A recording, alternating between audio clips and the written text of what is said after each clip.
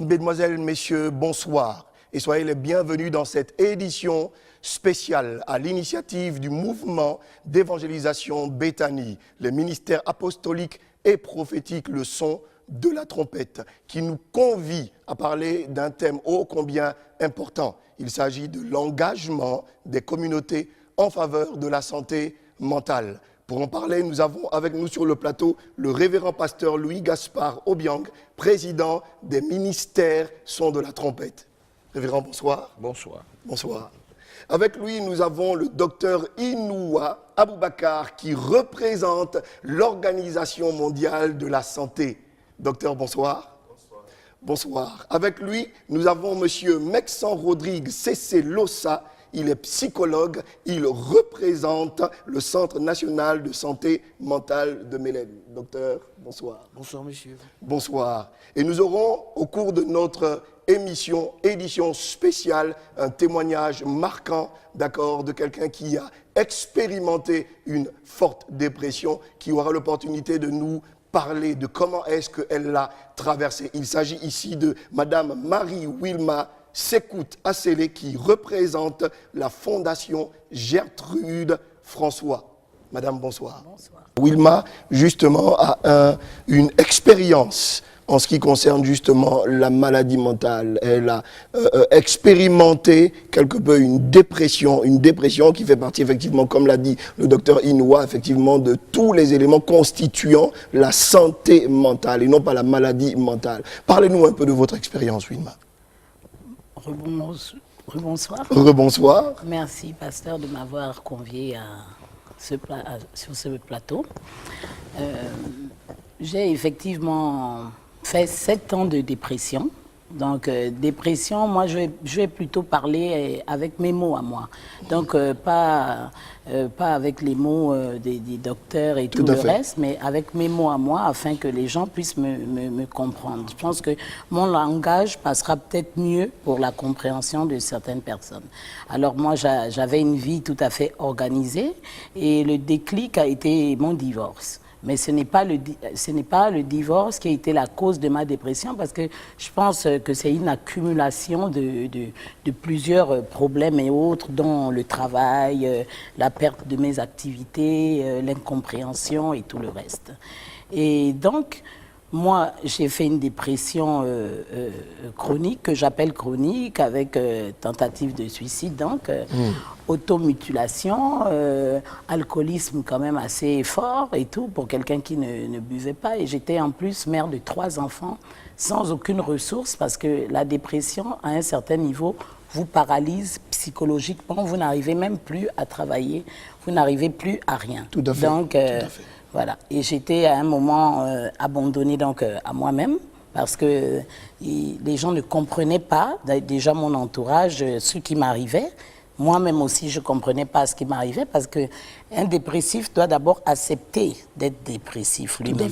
Les dépressifs qui sont encore dans un état de conscience. Parce que comme il vous a expliqué, la dépression, elle ne vient pas du coup. Ça commence par des déprimes aggravées, des mini-déprimes.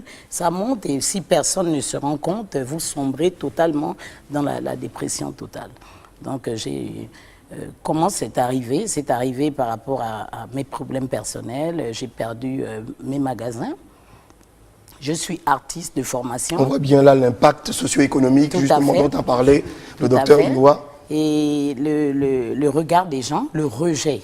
Le rejet. Ce sont des facteurs, moi je vais le dire crûment, tout ce qui est rejet, regard d'autrui, calomnie, invention, parce que comme vous êtes déjà dans un certain milieu, de par mon nom, vous avez vu que je m'appelle Assélé, donc je souligne en parenthèse que ça n'arrive pas que dans les milieux défavorisés. Absolument. La plus grande partie des grands dépressifs sortent même des milieux favorisés. Donc, il faut quand même préciser cela. Et le regard des gens, le fait d'avoir été abandonné, le fait d'avoir été stigmatisé, m'a plongé dans une dépression profonde. J'avais des magasins.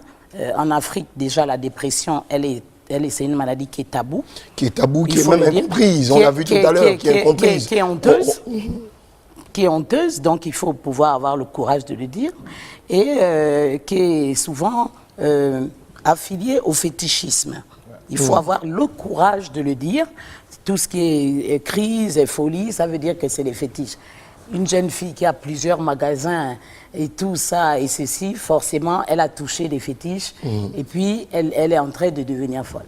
Donc ça, et cet état d'esprit ne vient jamais d'ailleurs parce que ça commence par les proches. Et c'est ce qui détruit la personne. Parce que si un inconnu vous traite de fou, je ne pense pas que ça vous touchera autant que votre cousine ou votre sœur vous traite de fou et vous abandonne. Surtout que j'avais quand même plus ou moins réussi ma vie, on peut dire. Mariée, j'ai 3 beaux enfants, avec des entreprises. Avec des entreprises. Voilà, une stabilité sociale.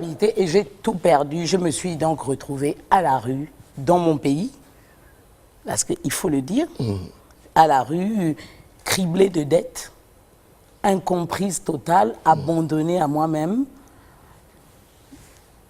l'incompréhension totale. Mais j'interviens aujourd'hui dans ce plateau parce que il n'y a pas de, on ne peut pas guérir sans spirituel. D'où ma présence à côté du pasteur. Parce que moi, j'ai un projet qui est relié donc au pasteur. J'ai une fondation. À partir de ça, j'ai écrit un livre.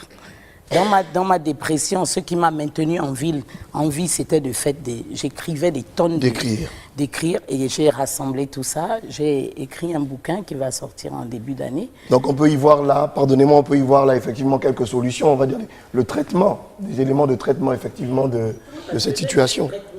Les antidépresseurs que j'ai moi-même abandonnés. C'est pour ça que je vous parle de spirituel. Mais Très je bien. ne peux pas rentrer en profondeur parce que j'ai ma propre sortie, en fait, et j'accompagne le pasteur. J'ai ma propre sortie qui a un rapport avec mon livre, avec mon projet pour Mélène, comme lui, et puisqu'on va travailler ensemble.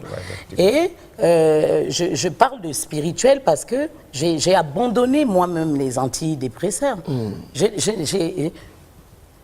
C'est un miracle, je ne sais pas, mais je n'ai plus continué à prendre des antidépresseurs. Je souffrais atrocement, je me mettais peut-être à boire et tout le reste, mais dans ma boisson et dans mon état, j'avais toujours le réflexe d'écrire ou de dessiner par rapport à mon art. Donc parce que je suis artiste. L'écriture, ma passion aussi m'a maintenu en vie. J'avais toujours je pouvais toujours rêver aussi. Donc en définitive, il ne faut vraiment pas isoler effectivement les personnes qui traversent ce type de pression. Voilà, il faut absolument être là et avec un suivi spirituel obligatoire. On ne peut pas sortir de là sans suivi spirituel. Parce que, comme on dit, c'est en Dieu qu'on renaît. Je ne sais même pas si les médicaments peuvent faire véritablement quelque chose et tout le reste, si on n'a pas d'amour et tout le reste. Parce que la dépression est une maladie, on pourra tout me dire, que ce soit les médecins injectés et ceci, si on n'a pas l'amour des siens, on n'a pas un suivi spirituel, vous pouvez prendre familial, amical. Mais quand vous vous retrouvez abandonné, moi je vous le dis aujourd'hui, j'ai sombré totalement dans la dépression pour cause principale, l'abandon. Le rejet. La cause principale a été l'abandon, le rejet, parce que même les médicaments qu'on me donnait à Centre Hélène, à l'époque il y avait un Centre Hélène à Batricat, ne me calmait pas. C'est vrai qu'on est un peu sous pression à cause du temps, mais comment vous en êtes sorti? Quelles ont été effectivement un peu les étapes que vous avez traversées? Non seulement, là vous nous dites déjà effectivement qu'il y a eu l'écriture, il y a eu l'art, mais davantage, mais encore. Davantage, ça s'est déclenché, en fait, après mes 7 ans de dépression, j'en pouvais toujours plus, et j'avais beaucoup d'amis en Côte d'Ivoire. Et je pense que c'était le dernier rempart, le dernier refuge. J'ai appelé un ami et je dis là, je crois que je suis partie, quoi. Ce week-end-là. Mais j'étais consciente, prête, hein, parce que j'avais préparé, je voulais m'en sortir, mais je n'avais pas les moyens et la possibilité de m'en sortir. Donc, quand j'essayais d'aller à gauche, il y avait un mur. Quand j'essayais d'aller à droite, donc pour moi, la seule sortie évidente, c'était de mourir. Hein, et de partir. Et j'étais décidée à mourir, mais en emmenant mes enfants.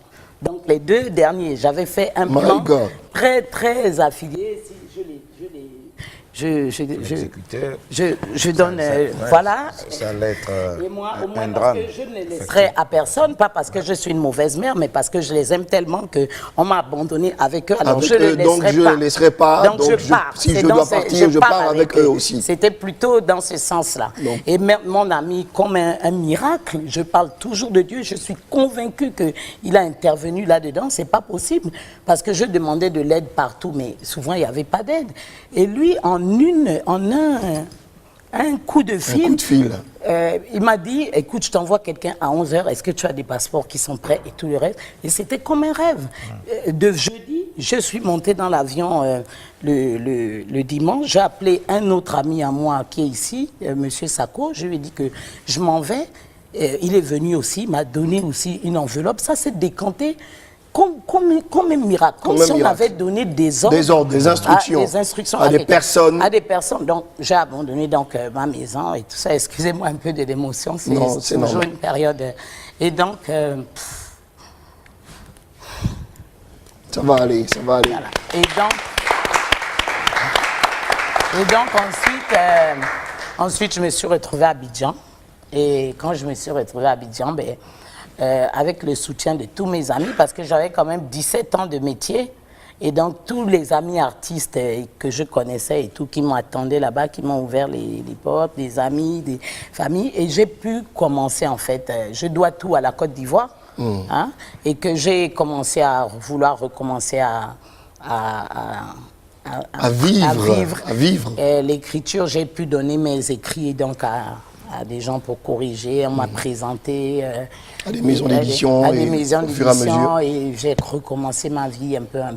Mais je me dis encore que c'est Dieu. C'est pour ça que je me retrouve là. J'ai donc commencé. En même temps, je faisais ma bataille parce que l'État me devait beaucoup, me devait de l'argent. Et j'ai pu à ce moment gagner donc mon procès. Quel est le temps, j'ai envie de dire, le temps que vous accordez à votre battement de cœur aujourd'hui? Vous dites que vous avez une fondation justement dans laquelle vous voulez justement, vous avez un point de défense. Quel est votre mot particulièrement par rapport justement à votre ligne de défense? Ma ligne de défense par rapport à ce que mon engagement. Oui, votre engagement, tout à fait. Et depuis 2015, moi je fréquente Mylène aussi.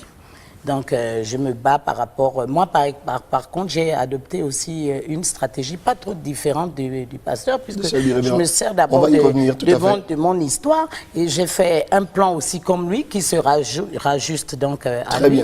Très bien. Et donc, j'alerte. Et je ne veux pas m'avancer, je vais lui laisser commencer son programme. Et en début d'année, on sera ensemble. Moi, je donnerai les grandes lignes de ma fondation. J'aimerais qu'on l'encourage, s'il vous plaît. J'aimerais qu'on l'encourage. Merci Wilma pour votre courage, vos témoignages, votre audace. On l'a vu que c'est une question très très délicate. Nous avons reçu sur le plateau naturellement l'épouse du révérend Gaspard, le pasteur Valérie Obiang. Bonsoir pasteur. Bonsoir.